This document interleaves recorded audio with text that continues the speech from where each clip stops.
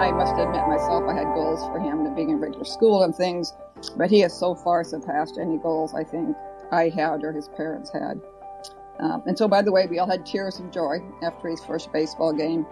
And even like last Tuesday night, he had a baseball practice and he had a great line drive. I think you called him up to left field. And anyway, and he was really happy with his performance. So it might be just baseball to some people, but to us, it's the sign of the final piece that Shay is back.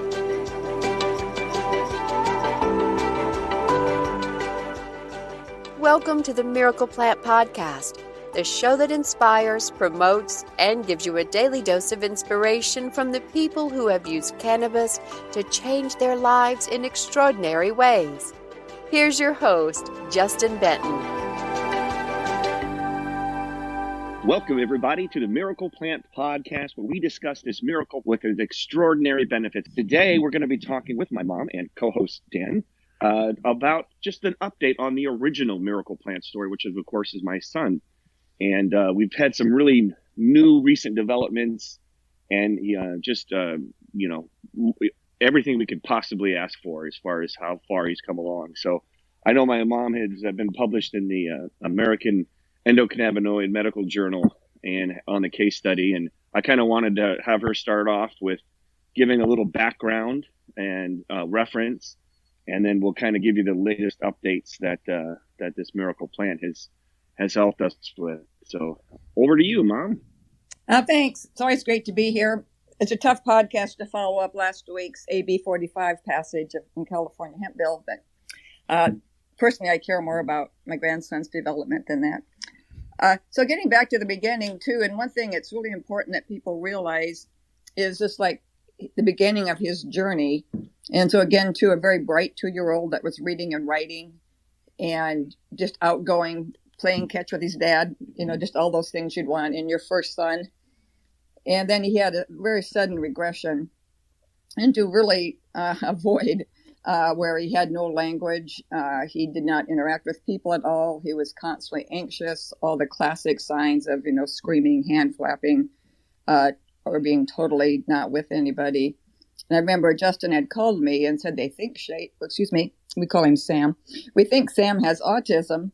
And I said, well, that's crazy. As a psychologist, I just saw him 3 months ago. He was brilliant, way above in all developmental scores. But I flew out here in California to see him, and everything was gone. It was just tragic. And I think a lot of parents can relate to that because regression is actually built into the definition of autism because it happens so often for different reasons. But it's a grieving process because you had all these hopes and dreams for a child who is now still with you in body, but not in mind and emotion or connection anymore. And I know, too, as a dad, Justin was a great baseball player for a lot when he was, going through school and all those things. And one of his joys and goals for his son then would, of course, be to be able to play sports with him. And so, too, as a mom, we all have expectations and a grandmother. So I think anyone who's worked with their own children with autism and had those regressions, there is a horrible grief. And then this desperate desire to try anything. And I know parents that will fly away to Australia or do anything trying to find something to help their son. And so in the beginning, as parents, it's again trying to learn the system of support. And so they had started some in-home programming with him, which went on for a year after his diagnosis as being in the severe autistic range of having global developmental delays, which means an IQ basically too low to measure, and having no language. And the first year, there really wasn't anything that I could tell that was really accomplished. And then I moved out here after that. And then we started some more structured programs with him.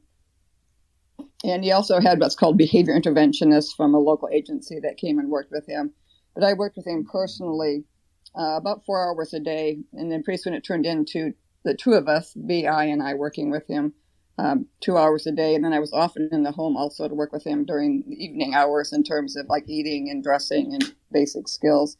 So he was getting a lot of assistance. He was also getting big changes in diet, no dairy, no meat, very, very little refined sugars, avoidance of anything environmental toxins or whatever to get him near, because he did have high levels of toxic metals and different things, and Roundup, by the way, in his system. And so this was a really busy, structured program that we did with him. But even after 2 years of this, of just constant working with him and working on his diet and adding in probiotics and all kinds of different cleansing herbs and everything, we saw some progress, but again, too, it was more basic things like I called him the robot guy, because he would do like sit here for this 10 minutes and then get this reward and do this schedule with 2 adults. He could do those sorts of things. And then one thing it's important to mention, too, is that I'm also data-based. And so there's an instrument that's very good with measuring autism treatment effects.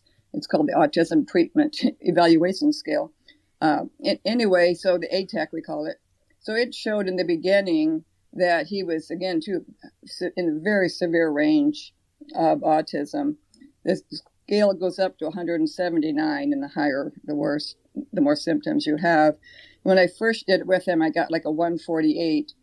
And then when we did it again before I was getting more structured about collecting data, he was like in the 120s. And then anything over 104 means severely autistic, expecting constant support in school, institutional, or some kind of support as an adult. And it's like the 90th percentile, of autism. And so that's where we, again, kept doing this other intervention I mentioned, this constant teaching and rewards and training. And again, too, it just wasn't enough. And so that's when Justin, seeing some other experts or whatever, too, had come up with the idea of CBD, because it had helped with other neurological conditions. And we started that in the August when he was 4. And it was just amazing how quickly it made a difference. Justin often talks about in October at the pumpkin patch, when they were able to give him some CBD, and again, too, within about the 10 or 15 minutes it takes to work, he was calm and then enjoyed an activity socially, which had never happened before. We had several terrifying birthdays where we'd have bouncy houses and pretty cakes and friends over, and he would just run and hide and cry, and we have a picture of him sobbing over his birthday cake as we sang happy birthday because it was too overwhelming. And so just all that long history of just all those issues, and then to suddenly see those quick improvements was just amazing. And so by the time he was in kindergarten, he actually was able to go to regular school. And there was like a transition for a bit where there was some advice to the teacher, or we could answer questions if she needed help. But I know she sent a note in October of his kindergarten year saying she really didn't need any help. He was doing fine. And so now he's moved forward now. We just finished 2nd grade.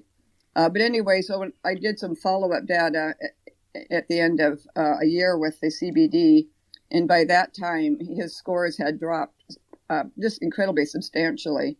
They were on the average about 20 on the ATAC, and the 20 is the beginning of the neurotypical range, they call it, or again, to normal kid range. And so across his school and at home, and his mom and myself all filled out forms, and he was very consistently about 20 to 21, which is huge from where he started. And then I also followed up a year later. I did a presentation at the Whole Plant Expo for autism, and I redid everything. At that point, he was at 10, which is just like virtually nothing was showing up as being problematic for him. So just from the data side, you can just see that huge, from 148 to 120 to 48 down to 20 down to 10, this continued growth. And nothing really dramatic really happened until we introduced the CBDA. So again, too, and now, like I say, he's still obviously still like in the 10 range or whatever. But I will let Justin talk about his latest successes that Justin's been involved in and very excited about. Yeah, absolutely. So, we were talking earlier on about baseball, and I played all the sports growing up, and I'm an avid sports fan. As we speak, I'm peeking in on the Nebraska-Oklahoma scores, and so certainly sports has taught me a lot. It teaches about competitiveness, and it teaches about teamwork, and doing things that are good for you. And I certainly never wanted to live vicariously through my kids like some parents you see these days. But I wanted to introduce the the sports that I love, like football and basketball and baseball. And we were doing that before Shay had his regressive diagnosis.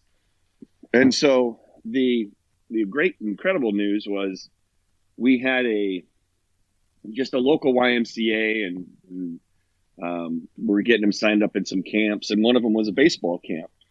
And we, it's you never know how developed they're going to be or how much coaching or whatever it is. But by the end of the camp, one of the instructors said, "Are you sure he's never played before? Because he's like an incredible talent and has got amazing skills." And so with that comment, we started looking around to see if there was any leagues that were around for this fall. And I found one and was able to get him signed up at the last second. And I signed up to be an assistant coach. And so I kind of had to give him a crash course in baseball because he never had really played it before and never had really watched much of it before.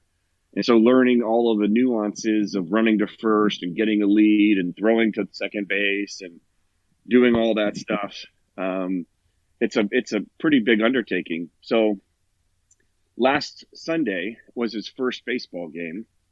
And, we didn't really know what to expect. I mean, we had taken to some practices. We had some good coaches, but we didn't really know how it would go. And so, lo and behold, and I was there being an assistant coach, so I could help, usher things. And, in 15, 9 to 10-year-old boys is a challenge in and of itself, helping with them. But yeah, Shay went up there and he got his bat and went up there and he hit a couple pitches, and one of them was fouled off or whatever. And if you get 3 strikes in this league, the catchers never seem to hold on to the ball, but they would like drop a ball and you could run to first. And he knew all the nuances, those little things, and he would listen as we'd say, "Go run to first," and all those kinds of things. You've seen the videos where the kid runs to third base because they don't even know which way to go. And anyways, she just did great. And then we had him in the outfield, and we really worked on hitting the cutoff man and hitting second base. And there was a ball that was hit to him, and he fielded it correctly, and he actually threw it to first base because everyone was yelling first base. And the first baseman had just got swapped out, so he just wasn't quite with it. And so had the regular first baseman would have been there, he would have caught it, and so Shay would have thrown someone out on the first baseline from right field. So, just being able to see that and have the full circle where, you're seeing and right now he's shooting hoops. We have a little indoor hoop thing that you kind of do with a carnival or whatever, and he's just got 52 point score, and he's like, "I think I'm going to get 80." And so, we just he counts up all of his rounds, and he just hit over 9,000 points that he shot inside the house. And so I said something because he's been watching that Space Jam 2, and LeBron James is on there, and I said, you want to beat LeBron James, or do you want to have as many points as he did? And he goes, "How many points did LeBron James get?" And we just asked Siri or whatever, and it was like 37,000 points. So now he's got his goals to outshoot LeBron James. So, and that's why we wanted to come on here and just give our story. That's how the Miracle Plant got started. It's how our organization got started, as a story of hope, of real hope. Because there were some dark days for us, and there's been a lot of dark days out there for a lot of families. If we're just talking about autism, and that there is hope. When I was doing the research and with my mom, there just wasn't a lot of hope. There was just kind of like, get it to a manageable level and then just deal with it. And again, what we saw with this plant, how it helped children with epilepsy and seizures, that was really the giveaway. Like, okay, that sounds like something that can really, do something here for this situation. And that's why we wanted to have this episode. is to let you know that, he's doing great. He's playing sports. He's excelling at school. And he's healthy and happy. And that's what anybody would ever want for their child. And so, yeah, just great news. Super excited to give some hope out there to some other families that maybe are, that need to hear a story of hope, and with, proper nutrition and diet and lots and lots of raw hemp.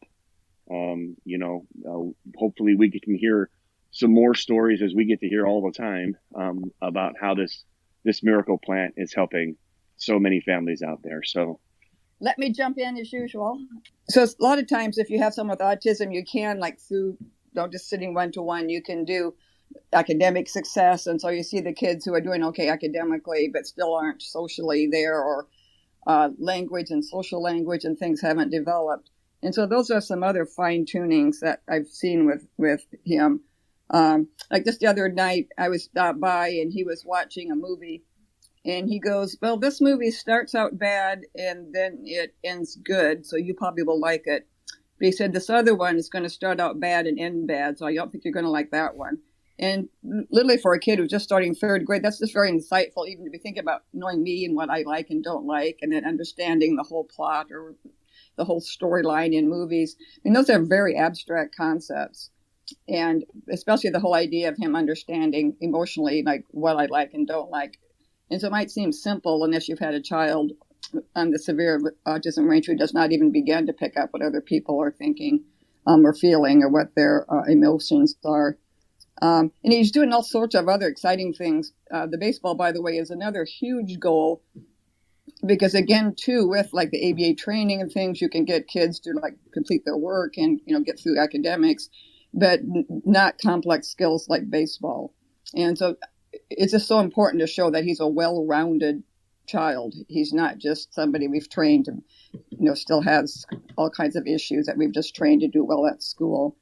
And so there's all kinds of simple things like Grandparents' Day. And when I went, he was just with a group of his classmates, and he started playing up some things. And pretty soon the other kids joined him, which is another good sign in the classroom that he's perceived as a leader or somebody doing something interesting. And he takes ninja classes, like that Ninja Warrior show you see on TV, and loves it. And so again, too, he's learning to play the piano and singing. Just a huge range of things that you just no one would ever have dreamed of or expected him to be able to do. And then again, too, I'm just so impressed. His mother was telling a story. He has a big remote control truck, and they were on vacation, and he saw some men playing with their remote control trucks, which is funny to me. And he joined in, for like an hour. And so those are the kind of things that you can't capture on any kind of an instrument. But to me, those are the things that show that you really have moved beyond autism in terms of all the different social and emotional language and interaction skills that the kids don't have. That just that huge wide range of things that he's doing. He reads for pleasure now, and he likes to read every day, which is another huge benefit that you just don't find.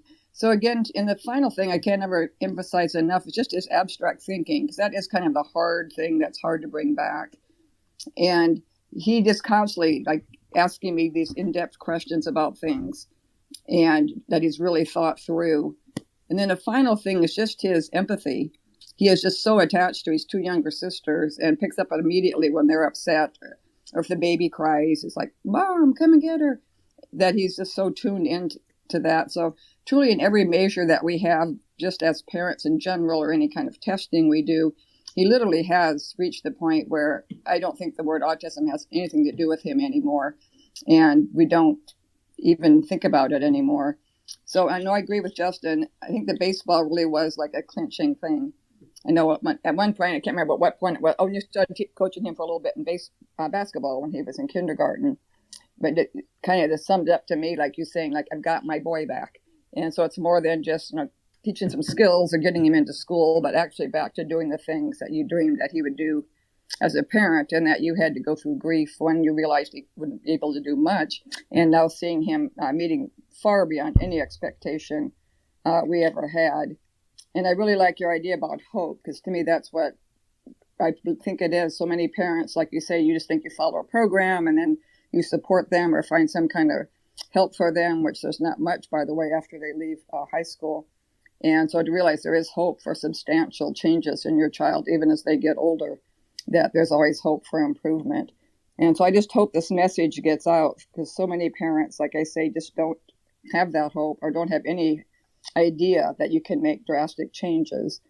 And it does go back to the CBDA that we talk about all the time. It literally does, besides being anti-inflammatory, it literally can repair and regenerate nerves, like in his brain. His brain really regenerated to the point, too, he could even remember things that had happened before the regression. So you knew it was his brain. So if anybody hears this and knows anybody else, anybody with autism, to please let them know that there is hope. And I think that's just the main purpose of what we do every day in our Heal the World. But it's just so exciting. And I must admit myself, I had goals for him to being in regular school and things, but he has so far surpassed any goals I think I had or his parents had. And so, by the way, we all had tears of joy after his first baseball game. And even like last Tuesday night, he had a baseball practice and he had a great line drive, I think you call him, out to left field. And anyway, and he was really happy with his performance. So it might be just baseball to some people, but to us, it's the sign of the final piece that Shay is back.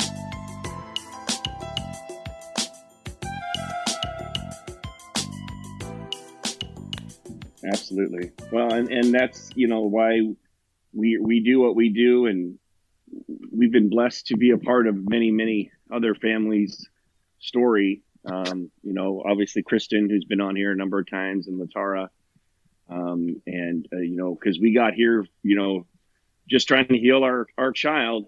And for those that are in that, place, the education, the access to the products, to really understand how the products work.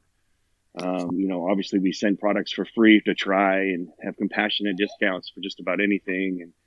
And it really is to pay it forward. When I started seeing the stories of so many people with so many other autoimmune diseases and things like Parkinson's and Alzheimer's and cancer, that's when I started to see the improvement in people's lives. And it was abundantly clear to me that this is something that I could definitely pick up the torch and run with and keep singing from the mountaintops that, what we see and, how I'm coming on here and doing the podcast and traveling around the country and the world and getting on stages and we've come a long ways as an organization, and as an entire consciousness about this plant. I know Dan has mentioned that before in the past, and just thinking, how far we've come with access to, cannabis and hemp from, in the last 5 to 10 years, when it went from illegal to essential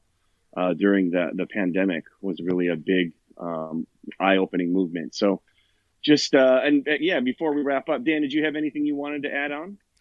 Well, I think that a lot has to do with your family and your family's commitment to this, which you just sometimes downplay. But every time I hear this story, I'm like, I have 3 children of my own. I mean, I can't even imagine how difficult that must have been to put your life on hold to do whatever you could to get your son back. Between Janet coming to and working with you, and I mean, that was a gigantic commitment, and it's really admirable that you're taking what you learned and sharing it with other people, because not everybody has the wherewithal or the ability to do what you did, and now paying it forward is your life's commitment. And that's, that says a lot about not just you, but your entire family, because, this, and someday there's going to be a day in the future, I'm not sure, it will be quite a ways down the road, we're going to have your son as an advocate. He may say, hey, this was me, and now look at me. And that's so cool. So just thanks for everything that you guys have done. Absolutely. Yeah. It's been a journey, but they say your message comes from your mess, and we're very happy that we're able to pay it forward and play baseball, that old father-son tradition. So yeah, and thanks for all your work helping with us too, And thanks for everybody for tuning in. At the end of every one of our episodes, we always say heal the world and send out that energy, because people out there are looking for an answer. They're looking for hope. They're looking for a solution. And we hope they find this podcast or find our products or overhear a story and give it another look and see what happens when you keep the plant raw in its whole form, and what it can do to help our bodies find homeostasis and heal itself. So on the count of 3, we say heal the world. Let's unmute the mics and send everybody off this fine weekend. 1, 2, 3. Heal the world. All right, everybody. Thanks for coming in and tuning in. We'll see you next week, Clubhouse, 10 a.m. Pacific on Saturdays. And we can't wait to bring more stories and hear your story of how this miracle plant helped you and your family. Thanks for coming by, everybody. We'll see you next time.